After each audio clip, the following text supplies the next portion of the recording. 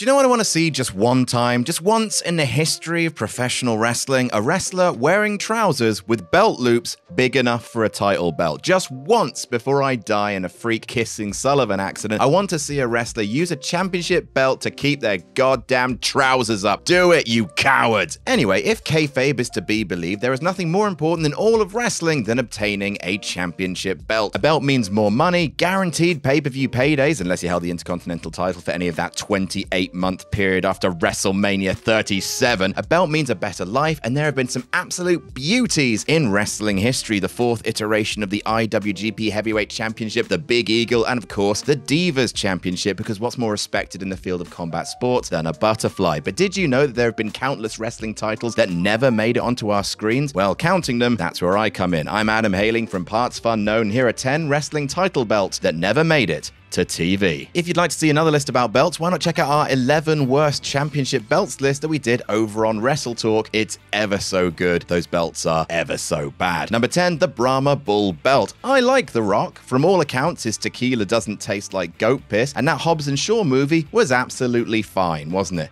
It was fine. Look, it's Roman. He did his move. Anyway, I like The Rock. I think the Brahma Bull belt looks like Brahma Bull shit. I can't quite put my finger on why. Maybe it's the Saturday morning cartoon lightning bolt. Maybe it's the fact that the main belt plate is not a circle. It just looks slightly squashed. Or maybe it's the big cow head on it. Big, silly, lumpy nonsense. Maybe that's why. Even though it was designed and made as The Rock's equivalent of Austin's vanity plate smoking skull cummerbund, it never made it onto our screens, not even once, and now sits in whichever warehouse that WWE keep all their old tat in, and probably Ric Flair. Number 9, the Global Force X Division belt. So, time for a quick history lesson, if 5 years ago can be considered history. Does anyone else remember the 6-month period when Impact Wrestling was kind of being rebranded into Global Force Wrestling, when Anthem, the company that owned Impact, tried to buy GFW, which was Jeff Jarrett's Totally Real promotion, not at all a way for him to launder all of his weird gold. At that point, GFW would be the new branding for Impact, including taking over its main belt. The deal eventually fell through, and Impact returned to being Impact, but not before someone had a crack at designing what the X Division title would look like under the Global Force umbrella, and it would look like the brand new NXT title design that debuted a few months earlier. So yeah, probably got to change that. They did end up creating a new blue and green GFW X Division belt, but it never made it to TV. Number 8, the WWE Cruiserweight Tag Titles. This is a really weird story, and I'm going to say right here and now that no pictures of the WWE Cruiserweight Tag Titles exist, despite the fact they have been designed, made, and currently exist somewhere in WWE, like some weird light heavyweight cryptid. So in terms of illustrating some of these points, I don't know, Editor Rich. Make some belts yourself. Maybe have my face as the main plate and then something really complimentary as the side plate.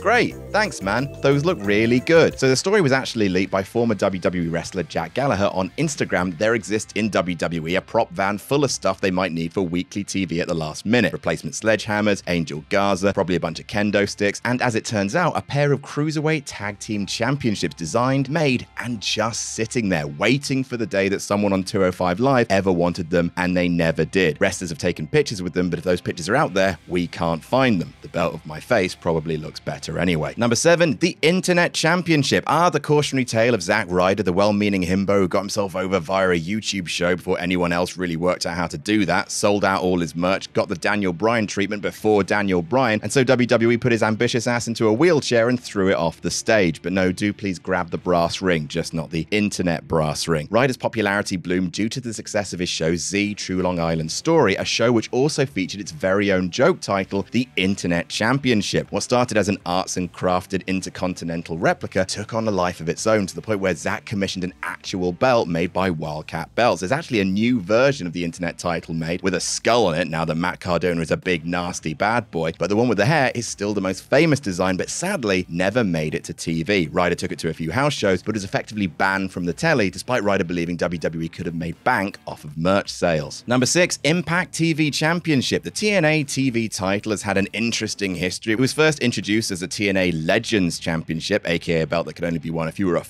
legend, mate, or if you were an old-ass guy with no knees. Fun fact, Kevin Nash held the title twice. Then it was renamed the TNA Global Championship years before Global Force Wrestling came sniffing around, was deactivated by Kurt Angle, reactivated as the short-lived King of the Mountain Championship before being retired again in 2016. The design of the belt is actually pretty great if you ignore the TNA lettering itself, but did you know that when the television championship was going to be introduced, they had an entirely new belt designed and made? This one here with the blue lettering. It's actually not a terrible looking belt, but it never got used, perhaps because of these big eagle wings, which do look cool, but also certain other company famously had a winged eagle belt, and if TNA could spend just one day not using things after WWE have cast them off, that would be super. Number 5, alternative intercontinental design. It's always really surprising to me when I meet someone who hates the Attitude Era Intercontinental Championship belt design, the squashed blue globe belt. Maybe it's just because this was the IC title when I first started watching, or the fact it was the IC title during one of the greatest mid-cards ever, but I love this little weird blue sausage thing. Good for you, IC title. But fun fact, when WWE decided to upgrade the Intercontinental title in the 2010s, instead of bringing back the original Golden Age design, which is what they ended up doing, they actually commissioned one be made that ended up looking a lot more like the kind of title WWE would become obsessed with over the course of that decade. A big off WWE logo bang in the middle and intricate detailing be damned. Seriously, look at this unused IC title design and then look at the WWE title The Rock introduced in 2013, and I just wish WWE would stop using their titles with their logo, their big ass. I hate it. That's just me though, an old man yelling at a cloud. Number 4, the original IWGP Heavyweight title, version 5. I mean, no matter which way you slice it, I don't think they needed a 5th version. Just look at you. Just look at the 4th version. Look at you, you beautiful bit of leather and gold. It might just be my favorite belt design ever, except maybe the Big Eagle. Maybe. Although I'm sure my indecision on that will probably make a lot of you New Japan aficionados so cross you'll throw your pocky sticks across the room. The new version of the IWGP Heavyweight title, unveiled shortly after Kota Ibushi unified the heavyweight and intercontinental belts,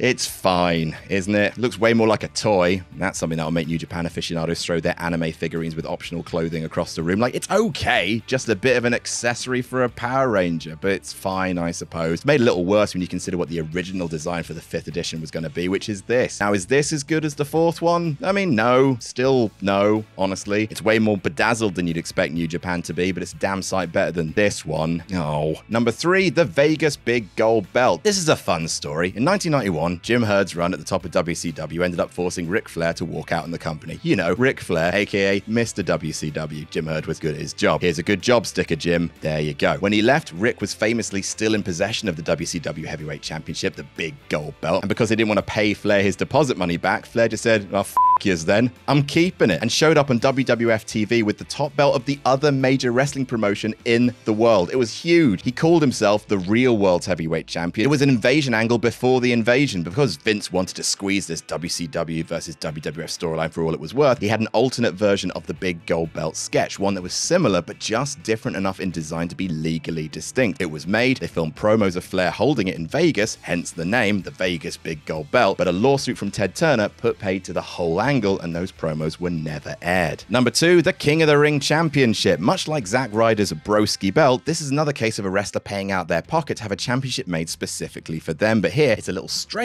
because it's referencing something that actually happened on camera, but this belt would never make it on camera. In 1995, Mabel won King of the Ring and decided to celebrate by getting his own belt knocked up, the King of the Ring Championship, because apparently a crown, cape, and throne is simply not extra enough. The belt was designed by Reggie Parks, who was known in the industry as the King of Belts. 2 of his previous designs, the original Winged Eagle and the original Intercontinental title. He is the King of Belts, or at least he was. Rest in peace, Reggie Parks. The belt's pretty good, actually, for a novelty. Castle design with a purple crown behind it, even if the championship never actually was allowed on TV by WWF. Mabel, also known as Viscera and Big Daddy V, would take the belt to conventions and gigs on the indie circuit, but it's about as official a WWE title as our Jam That Jam belt. And number 1, rejected WWE title designs. All right, this one's a bit of a cheat as none of these were actually made, but oh man, I just want to talk about some of the WWE Championship designs that almost happened, because if we thought the Universal title was ugly, we dodged some bullets. See, after winning the WWE Championship at WrestleMania 21, John Cena, hippity-hoppity doctor that he is, decided to make all the country club grandpas pop their monocles by ditching the actually good-looking undisputed title design and replacing it with this gaudy bullshit